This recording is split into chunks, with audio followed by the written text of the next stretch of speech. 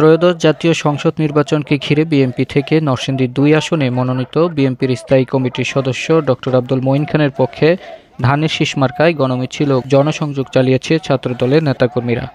আজ বিকেলে নির্বাচনী এলাকার বিএডিসি বাসস্ট্যান্ড চত্বর থেকে পলাশ থানার ছাত্রদলের সদস্য সচিব মোস্তাফিজুর রহমান পাপন ও পৌর ছাত্রদলের আহ্বায়ক আমানুল্লাহ আমানের নেতৃত্বে ছাত্রদলের শতাধিক নেতাকর্মী এই গণমিছিলে অংশ নেয়। মিছিলটি খানিপুর বাজার হয়ে পৌর এলাকার বিভিন্ন সড়ক প্রদক্ষিণ করে উপজেলা পরিষদের সামনে গিয়ে শেষ হয়।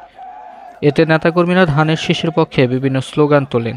এ সময় ছাত্রদলের পক্ষ থেকে আগামী নির্বাচনে ধানের শীষ মার্কায় ভোট চেয়ে লিফলেট বিতরণ করেন নেতাকর্মীরা।